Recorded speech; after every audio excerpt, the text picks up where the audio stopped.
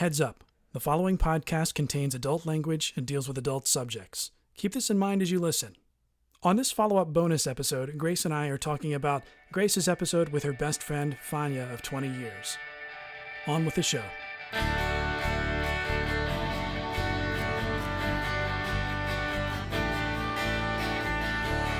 Hey folks, I'm Grace. And I'm James. Welcome to Fundamental Shift, the podcast where we explore the major shakeups in our lives, their fault lines, and aftershocks. Thanks for joining us on this bonus episode. So, Grace, I just have to say I really loved your episode with Fanya. Just the conversation that you had, the connection that I could feel between you as you recounted your memories together, and how you went from, close Christian friends who met in fundamentalist ministry to close non-religious secular friends. So just wanted to say that I was captivated the entire time. Well, thanks. We had a good time doing it.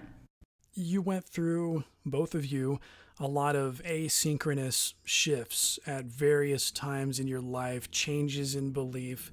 And I was wondering, during those changes, you may have talked a little bit about this, but how hard did you try to sort of proselytize each other back into a Christian belief or into the church, or did you at all? And if not, why didn't you do that? So I don't think proselytize would be the right word for us. We joked on the podcast that we didn't even pray for each other during these times.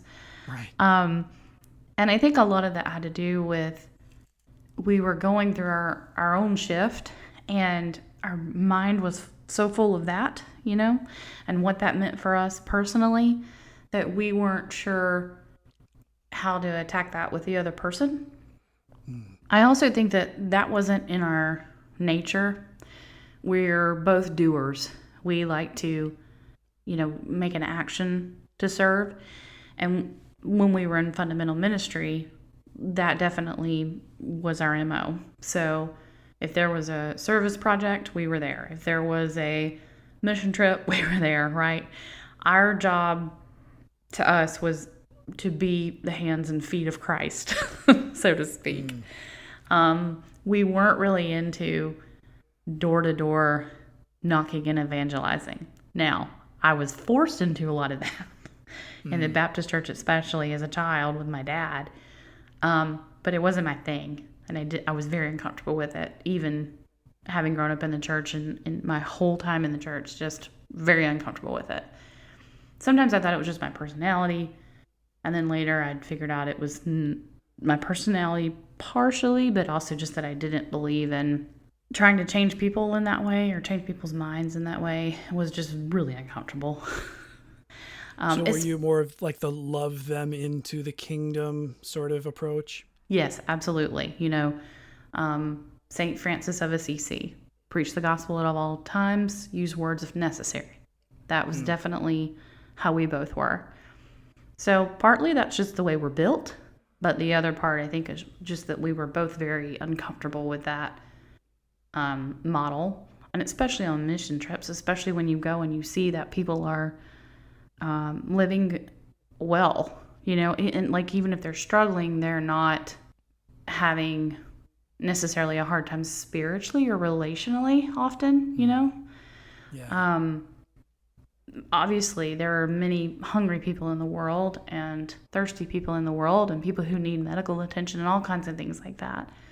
But often you would speak with those people on these mission trips, and spiritually, relationally, mentally, they would be more full than you. And I think a lot of Americans find that when they go to the quote-unquote mission field. As we did that, I think we both were very then drawn to the idea of not colonizing people through religion. That was something that we were thinking about way before it was a popular topic. Yeah, I was thinking, when you see how people are living and how they seem to be doing well spiritually, they have happy lives when you show up, is it a point where like your conscience kicks in and says, I don't think I should be messing with this? Yes, 100% for me. And I know I've had enough conversations with Fanya to know absolutely. You get there and you're like, what right do I have to mess with you? You quickly learn that there's a lot of ego to it, a lot of hubris. Mm-hmm. And I just didn't want to function in that kind of arrogance. Now, if I could come and help in other ways, which is what I ended up doing and certainly what she ended up doing. She's a nurse, so she, helped in medical ways. I did things like ESL, and even that I struggled with. But in the situations I did it in, it was actually something that was very useful for people to be able to attend school. So I felt like that was, but I did think about it. Like I had to think about it for a minute. Like what am I doing coming and telling you to speak this language instead of your language? It's a difficult thing you have to think through. There is absolutely a value to ESL, just because it's such a predominant language in the world. Yeah. And so in the end, it helps people move through, certain circles. And so once I could look at it that way, I was able to function and be helpful more than burdensome. And I also did some things with just whatever needed to be done sort of work, right? Construction, agriculture, those sorts of things. And I think those things absolutely have value, especially if you can go in without an agenda. And my problem was going in with the agenda. Right. And she also had that. So I think that then when it broke down to our personal relationship, we weren't going to proselytize each other.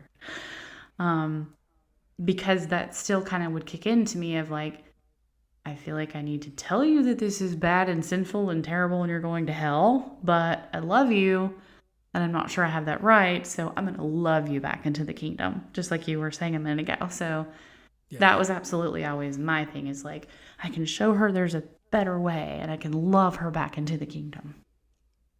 Yeah, I definitely identify with that. I was always more, let me lead by example. Let me play in this band or, do that service project. But yeah, I don't want to approach people and hit them with a sales pitch. That was never me.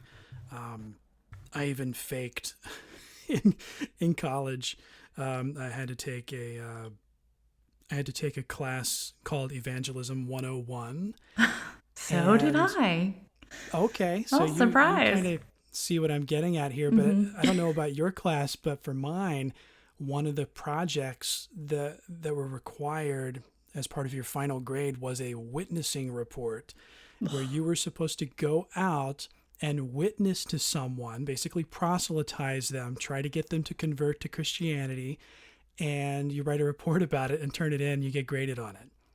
I just would not do it. So I made up a story about some guy I worked with in high school when we were bagging groceries together. And it was a real person I was talking about, but this never happened. I just made up this scenario, turned it in. I got an A, and that's I don't know the if I thing. should be proud of it or what, but that's what happened. Well, yes. A. And B, they kind of deserve it, because I learned this in Christian college. They don't really want you to think. They want you to tell you what they told you in class. That's true. And I just had such a hard time with that when I would write papers. I would get put through the ringer if I didn't just regurgitate back to them what I had learned. Mm-hmm. It was so frustrating for me. I don't know about you, but that was just so frustrating for me. I had a similar project and I thought it was the dumbest thing on the planet. And I sort of halfway did it and sort of made some stuff up. Yeah. And I'm going to say we did the right thing. Yeah, and I definitely did that. There was my history class I talked about in my episode, where we had the revisionist history about, slaves were happy and right. The Civil War was primarily a theological battle between the transcendentalists in the North and the biblical Christians in the South. This is literally what they taught in this class. And I just listened to the TA talking, just rattling off about this one time. And then when time came around, they did a blue book exam where you just basically had to write out, okay, what was this course about? Mm-hmm. And I almost word for word put down what this TA had said in one class, and I got an A on it. So yep. Yeah, I was faking so much during that time. I actually have family members who believe that now. So yeah, and the thing is, I don't know what causes this. I don't think that I'm just somehow this better person or anything. But for me, I just always knew that things like that were not right. I just Yeah. always had this uneasiness, even though I was being brought up in it, that it just didn't jive with me. Now, that's not to say that I didn't say stupid shit or participate in dumb shit. It is to say that I just wasn't always comfortable with it. Yeah. And I credit whatever that is with kind of helping me get out of it because I was absolutely surrounded by it. I did not have external influences that helped me get out. Mm. So I think that it's really interesting that, whatever nature, nurture, how we're built, those things. I can't say exactly what makes certain people stay, what makes certain people go. I know there's always a thing that sort of is the straw that breaks our back that makes us go, and it's Mm-hmm. different for everyone. But I'm just so curious about people's stories in that. And I love hearing other people's stories about, the Mormons say when their shelf broke. That's a term that Shelley uses a lot on Latter day Lesbian. And a lot of people in that group talk about this. I put all these things up on the shelf and finally it broke. And I like that imagery a lot. And for many of us, it's hard because you look at that shelf and it's so full. It's like, why didn't you go when there was 50 things on there? Why did it take 51? you know. But who can Yep. say? Like there's just that's part of our story and part of what makes us tick. And I love hearing that. And I'm just gonna put a shameless plug out here, guys. That's the kind of stuff we want to hear from you. Tell us about the things that make you tick. Tell us about the things that have made your shelf break when you've left a fundamental situation or maybe an abusive situation in your life, anything like that. We want to hear from you. We want to interact with you guys and hear your stories. Yeah, absolutely. Totally. So, back to Fanya. You mentioned at one point, I think when it was when Fanya revealed that she had had sex, being terrified that Fanya, who at this point had become like your chosen family, would go to hell. How long did that fear stick around for you? Too long. Um, I would say she was not in the States at the time. So our friendship was already pretty long distance. And at that time, it was email, right? You didn't have Zoom, FaceTime, things like that. Texting was still T9. And if you know what that is, you're a zennial. Um, so it was a lot of email. And we just had a lot of discussions online about it. And I'm sure that she shared things in the time she was comfortable. And I responded in the time I was comfortable. And I know that there were pretty long pauses between some of those. So that was just life. There was a time difference and things like that. And there was me just trying to figure out what I thought about it all. And so I would say that fear really didn't cease until I started to question hell itself. I went through a period where I started to really say, I don't think I believe in hell. Now, this time I couldn't say, I don't believe in heaven, but I definitely was in a I don't believe in hell space, or if there is hell, it's just separation from God. It's not fire and brimstone, which I really thought it was, you know, fire and wailing and the gnashing of teeth Yeah. until that time in my life. So this was, late teens, early 20s. And so it probably didn't really go away until I dealt with how I felt about hell itself. And unfortunately, that did affect our relationship. Mm. And I don't blame her for being a little standoffish during that time toward me. Because who would want that look on someone's face of sadness because I think you're going to hell and I don't want you to? you know? Yeah. So you got through it, of course, We did. eventually. Yeah. And I found it amazing that you've been able to maintain such a close friendship for so many years with Fanya. I don't know many people, including myself, who have been able to do this. So you talked a little bit about keeping in touch and the intentionality of reaching out. So with that, in what ways, what other ways maybe has the dynamic of your friendship changed through various shifts and life events, things like marriage, relocation, career changes, and how have you overcome challenges presented by those various shifts? Well, I think definitely we sort of solidified our relationship pretty much after this event you and I were just discussing, because I called her and said, I don't think I believe these things anymore. And so that allowed us to really freely have a closer connection because we did intentionally build our friendship. We wanted to be in friendship with one another. And we did the work to do that as far as, it's joyful work, not work, but just made the effort and the intentionality to stay in touch, even if we were not in the States at the same time or lived somewhere else, whatever. We just made the intentionality to have that communication. It wasn't always as often as it is now. I probably talk to her about every day, even if it's just a text, And then there were longer periods of time through that, and we weren't as close, but it was just sort of always moving toward that.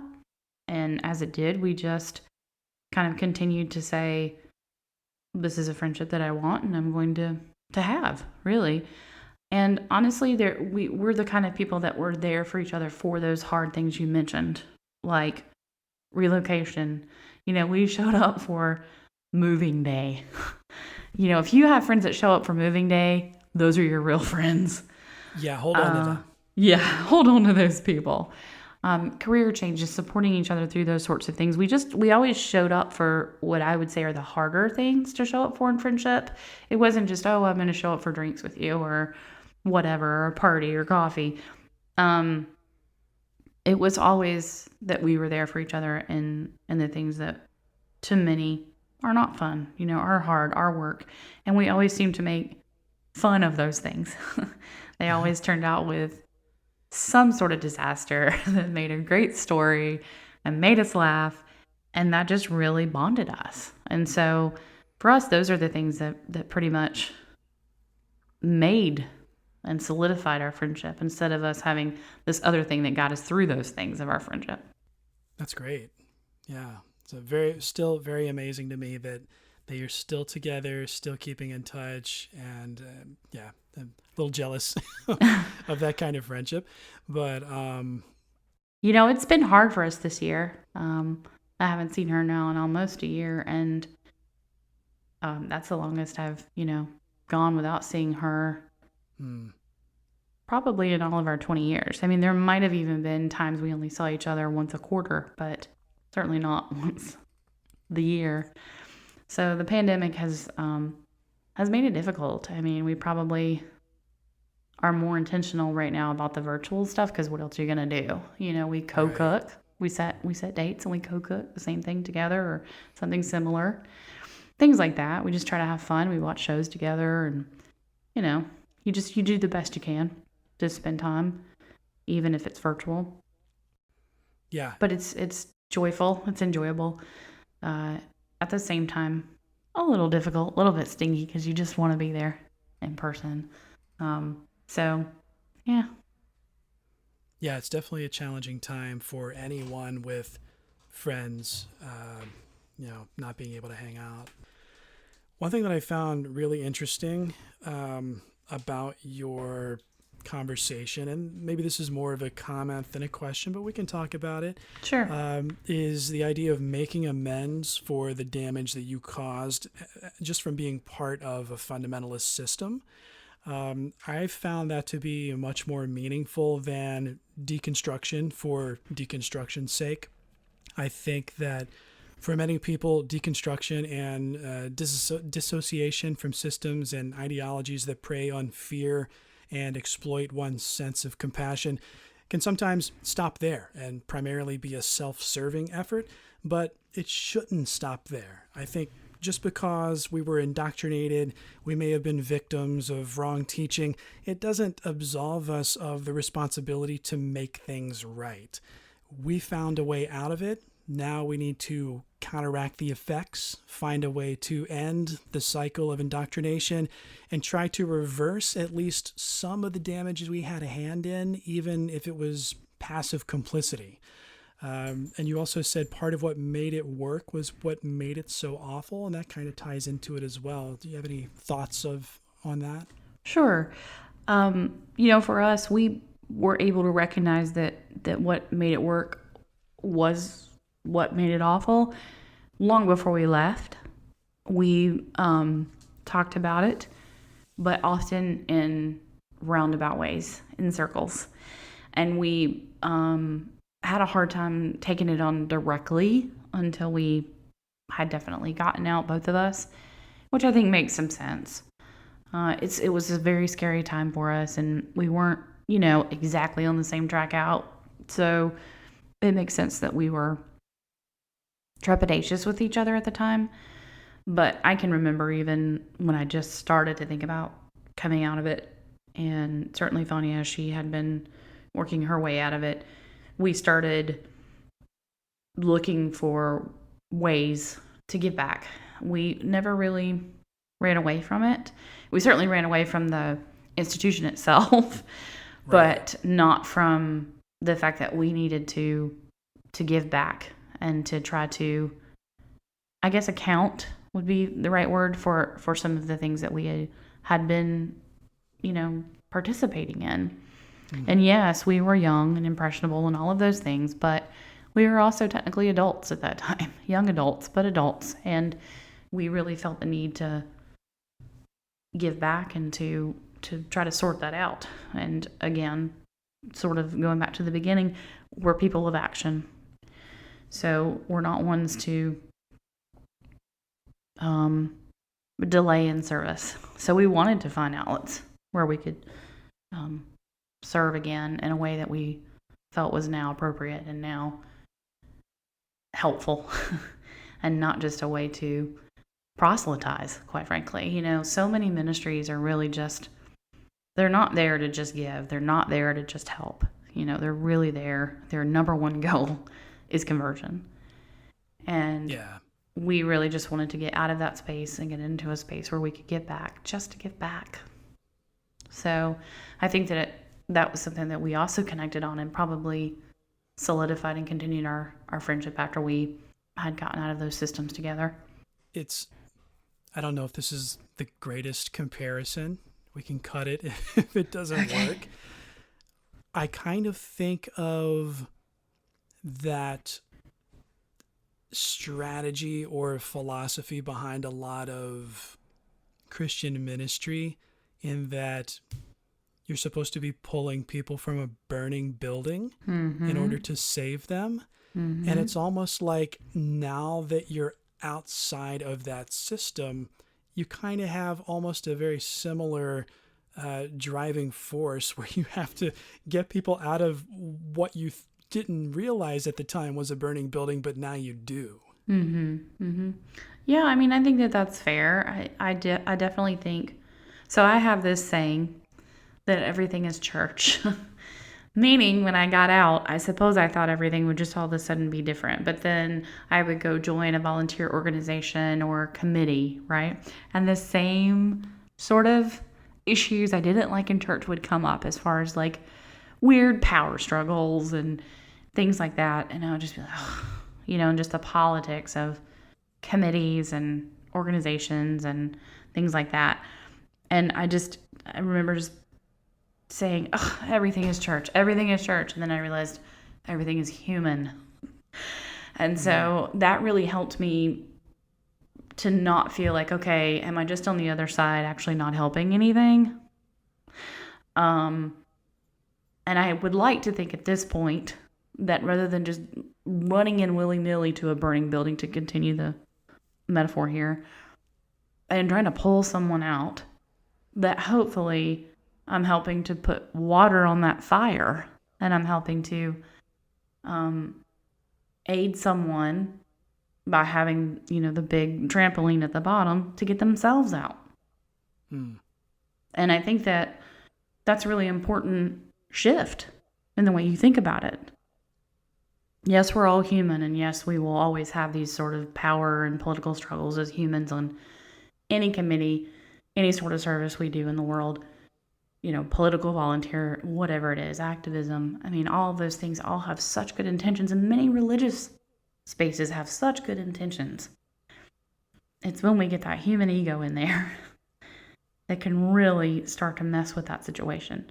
And I think that's one reason I'm stray away from leadership in that way. And I just want to go in and, just be a grunt worker. Just actually help get something done that's going to feed someone or, assist someone. That's really where I sit a little more easy these days. Back in the day, I did take on a lot of leadership roles. And I found a lot of it was just useless. It wasn't helping anyone. And I'm just not in that space anymore. I'd rather be a grunt worker, so to speak. And I think that there's value in that. I think there's value in saying, I don't need to be a leader. I just want to be here to serve. And if leadership comes up and that fits for you, great. But it's not your goal. And I think that in a lot of situations, people can go in and find organizations where they can use their voice, and oftentimes they feel maybe small in their lives, and they can have a big voice over here. I've seen that happen too. And again, that's very human. We all do these sorts of things. I certainly have. But I try to keep my brain in that space now of, hey, let's put some water on that fire. Let's put a real solution, not just pull someone out of it. Let's stop the fire. I like that. And the idea of maybe empowering people to be able to escape on their own. Kind of the metaphor of, I love metaphors. Me too. Apparently. But the whole, give a man a fish versus teach a man to fish. Yes. Yeah. It's that idea of empowerment and giving people the tools that they can then use to get out themselves and empower themselves going forward. Absolutely. Yeah, I like that a lot. What I do miss most is the casseroles. And if you have listened to the Latter-day Lesbian episode, you know this. Yeah. Fonny even misses the casseroles the most, I think. Well, it's really a metaphor. To continue the metaphor theme, it's that act of being cared for. It's that when you have events in your life, someone shows up with a casserole. It might be real shitty, but they showed up at your house with a casserole, and you don't have to cook. Yeah, it's the thought that counts. You don't have to cook, and you don't have to pay out, the rear for delivery. Yeah, because there's a casserole. It's a metaphor. I mean, I really sometimes really miss that kind of care. Yeah, that sense of community and knowing that you've got someone there who will sort of pull up when you need it. But what's so terrible, that awful thing that makes it work, is you got to be in the club. Yeah. And it's all conditional. It doesn't matter how much I miss a casserole. I'm not going back to join that club, Yeah, it's a good I'll casserole. I'll make one on my own, freeze it, it's not pull it out. That good, yeah. Pull it out the next time I have trouble. Yep. And maybe that's one of the big challenges. Like it was maybe one of the last things you hold on to is the casserole. It's like, I gotta let that one go. And that's like the last. Oh yeah. The last thing. Oh yeah. I mean, that whole culture was the last thing that I let go of. Yeah. It wasn't doctrine. It wasn't hell. It wasn't anything like that. It was the way that you feel you belong in those circles. And unless you've been in that kind of circle, it's hard to understand that. And the funny thing is, that sense of belonging even comes when you belong to a strict sect like mine, where, men are over you, you feel very oppressed. There's an abusive nature to it. Even with that, you still belong to this club. There's still this weird sense of belonging that can make you feel secure to a degree. And even though you know that it's a lot freer on the outside of that, it's just very scary. Uncertainty, can really drive people to stay, unfortunately. Yeah. It's like you have to reach a point where the pain of staying is worse than the pain of leaving and embracing the unknown, I guess. Yes, I will drop a lovely little self-help recovery quote on you here. When the pain of staying the same becomes greater than the pain of changing, then change you must. And that is by a couple of well-known Christian psychologists, Dr. Henry Cloud and Dr. Don Townsend. You know, even a broken clock is right twice a day. And I'd say that one is spot on for me. And it really did affect me when I was in the church. Like I thought about that quote a lot. And then the pain of staying got greater than the pain of the change. Yeah, I think that's the quote I was thinking of. I think one of my coworkers once shared that with me. And yeah, definitely, like you said, even if it's a broken clock, it's right twice a day. And that is spot on, I'd say. So would I. James, I had so much fun reflecting back on this episode and following up with you. And I can't thank Fanya enough for being willing to put herself out there too. Absolutely. To check out more information on the issue of maternal mortality, we want to once again highlight Black Women's Blueprint and Sister Song. We'll link those sites in our show notes. Please subscribe to the podcast, rate and review us on the platform of your choice. Your feedback means a lot to us. It lets others find us more easily and helps us know more about the content you're looking for. Now that you've heard from us, we want to hear from you. Here's how you can reach us. On Facebook, simply search Fundamental Shift. On Twitter and Instagram, find us at FunShiftPod and at fun.shift.pod, respectively. You can find us on the web at funshiftpod.com. You can email us at funshiftpod@gmail.com. Or you can leave us a voicemail at 704-665-7473. Tune in next time for our main show. It drops on Tuesday. And until then, folks, remember, shift happens.